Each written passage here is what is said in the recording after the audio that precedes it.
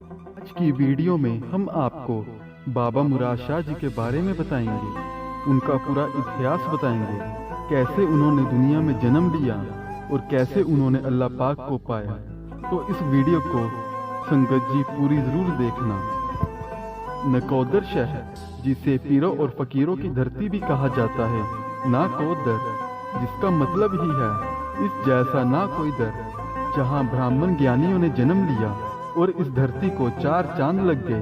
आज़ादी से पहले की बात है, एक फकीर बाबा शेर शाह जी पाकिस्तान से पंजाब आए, जिन्होंने रहने के लिए नकोदर धरती को चुना, जो वीरानों और जंगलों में रहना ही पसंद करते थे। बाबा जी ज़्यादातर लोगों को अपने पास आने से रोकते थे, जिससे उनकी इबादत में विघ्न ना पड़े, और कभी कभी छोटे छोटे पत्थर भी मारते थे, जिससे उन्हें लोग पागल समझे और उनके पास ना आए। वह अपना ज़्यादातर वक्त ईश्वर की इबादत में ही लगाते थे और वारिशा की हीर पढ़ते रहते थे। नकोदर शहर में एक जेलदारों का परिवार भी रहता था, जो पीरों फकीरों की सेवा के लिए सदा तैयार रहते थे। एक बार उनके घर एक फकीर आए, जिनकी उन्होंने बहुत सेवा की। फकीर ने खुश होकर कहा, मांगो, जो मांगोगे वही मिलेगा। उन्होंने कहा, ईश्वर का दिया हुआ सब कुछ है, बस भगवान का नाम चाहिए। फकीर ने कहा, एक नहीं बल्कि दो भगवान का नाम लेने वाले तुम्हारे घर में पैदा होंगे। उस परिवार में जल्द ही एक बच्चे ने जन्म लिया, जिसका नाम विद्यासागर रखा गया, जिन्हें आज हम बाबा मुराद शाह जी के नाम से जानते हैं। बाबा जी 3 भाई थे। बाबा जी सबसे छोटे थे। बाबा जी पढ़ाई लिखाई में बहुत ही अव्वल थे और उस जमाने में भी बहुत आगे तक पढ़े।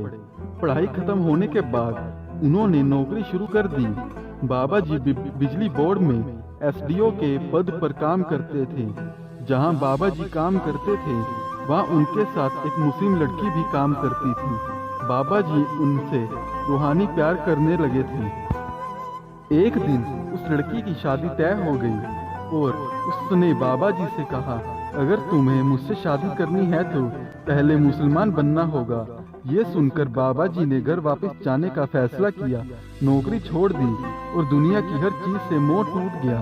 उन्होंने वारिशा की हीर किताब खरीदी और हीर पढ़ते पढ़ते अपने शहर नकोदर की तरफ चलने लगे और रास्ते में जितने भी धार्मिक स्थान आए वहाँ सजदा करते गए और नकोदर पहुँच गए।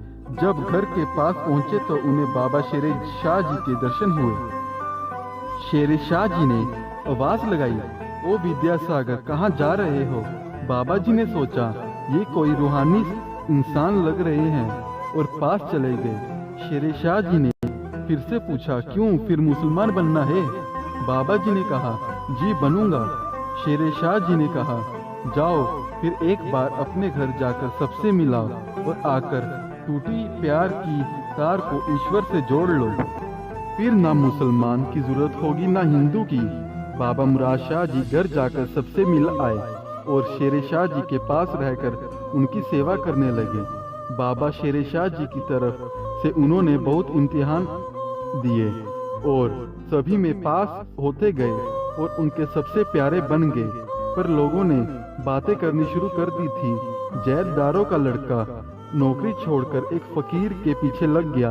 ये सुनकर बाबा जी के बड़े भाई उनको अक्सर पकड़कर घर ले आते और कभी कभी उन पर हाथ भी उठाते। बाबा जी ने कई बार मना किया और बोले, लाला हाथ नहीं उठाना, पर बाबा जी के बड़े भाई नहीं माने। बाबा जी ने अंत में कहा, ठीक है लाला, तुम ऐसे नहीं मानोगे, अब तुम्हें फिर देखूंगा मारते हुए, जब तुम्हारा बेटा तुम्हारी आंखों के सामने, तुम्हारी नजरों के सामने फकीर बनेगा। फकीरों की बात, फकीरों की जुबान हमेशा अटल होती है। ये कहकर बाबा जी शेर शाह जी के पास चले गए। ऐसे ही चलता रहा। आज़ादी के कुछ साल बाद एक दिन शेर शाह जी के बेटे और उनकी बहू उन्हें वापस लेकर जाने के लिए आए। शेर शाह जी कहने लगे कि मुझे लेकर जाना है तो पहले विद्यासागर से पूछ लो। बाबा जी ने कहा कि आपके पिता हैं, मैं भला कैसे मना कर सकता हूँ, जैसा आप ठीक समझे। फिर बाबा जी शेर शाह जी से बोले कि मैं आपके बिना कैसे रहूँगा, आप मुझे बहुत याद आओगे। शेर शाह जी ने कहा कि जब भी तू मुझे याद किया करेगा मैं तुझसे मिलने आ जाया करूँगा। फिर जब शेर शाह जी जाने लगे तब बाबा जी को अपने पास बुलाया और बोले, मेरे बाद दुनिया तुझे याद रखेगी, तेरा नाम रहती दुनिया तक आबाद रहेगा। तू मेरी पीढ़ी का वारिस है और आज के बाद दुनिया तुझे मुराद शाह जी के नाम से याद रखेगी। और जब जो भी तेरे दर पे आएगा मुंह मांगी मुरादे पाएगा। फिर बाबा मुराद शाह जी वहीं रहने लगे जहाँ शेर शाह जी रहते थे। उस समय वहाँ जंगल की तरह था और एक पानी का तालाब था जहाँ आज एक खूबसूरत दरबार है। बाबा मुराद शाह जी हीर पढ़ते रहते थे और अपने मुर्शिद को याद करते रहते थे। बाबा जी के पास एक बंदर और एक तुम्बी भी थी। एक दिन बाबा जी बैठे थे, तभी एक औरत को देखा रोटी का डिब्बा ले जाते हुए। बाबा जी ने उसको आवाज लगाई और कहा, माता कहाँ जा रही हो? औरत ने कहा, मेरे लड़के को फांसी होने वाली है, मैं उनके लिए रोटी लेके जा रही हूँ। बाबा जी बोले, वह तो बरी हो गए। औरत को लगा कि वह मजाक कर रहे हैं। जब वह आगे गई तो वहाँ खड़े एक पुलिस वाले ने बताया कि तुम्हारे लड़के को बरी हो गई। फिर वह औरत दोबारा बाबा जी के पास गई। वह अक्सर बाबा जी के लिए चाय लेकर आती और उनके कपड़े धोकर साफ रख जाती। बाबा जी उस औरत को अपनी माँ समझते थे। एक दिन बाबा जी ने उस औरत को कहा, माता तुम्हारे लड़के को इंग्लैंड भेज दे। वह कहने लगी, हम तो बहुत गरीब है, हम कैसे भेज सकते हैं? बाबा जी ने कहा, मैंने तुम्हें अपनी माँ कहा है, अपने लड़के को बोलो दिल्ली जाकर इस इंसान से मिले, वह बाहर जरूर चले जाएंगे।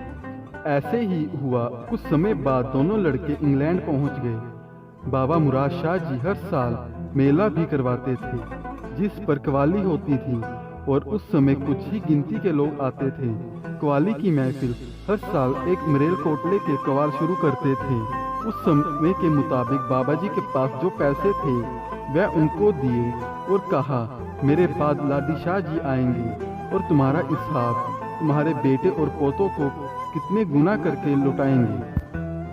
आज भी वही कवालों की पीढ़ी दर पीढ़ी चलती आ रही है, पर अब भी मेले पर वही कवाली शुरू करते हैं। ऐसे ही समय निकलता रहा। बाबा मुराद शाह जी हमेशा नंगे पांव चलते थे। बाबा शेर शाह जी ने एक बार कहा था, मुराद जिस दिन तुम्हारे पैर में कांटा चुभ गया समझ लेना मैंने दुनिया को छोड़ दिया। एक दिन चलते चलते बाबा मुराद शाह जी के पैर में कांटा चुभ जाता है। बाबा जी से अपने मुर्शिद का विछोड़ा सहा न गया और वह भी जल्द ही 28 साल की उम्र में 1960 में शरीर को छोड़ दिया। बाबा मुराद शाह जी ने 24 साल की उम्र में फकीरी शुरू की और 28 साल की उम्र में चोला छोड़ दिया।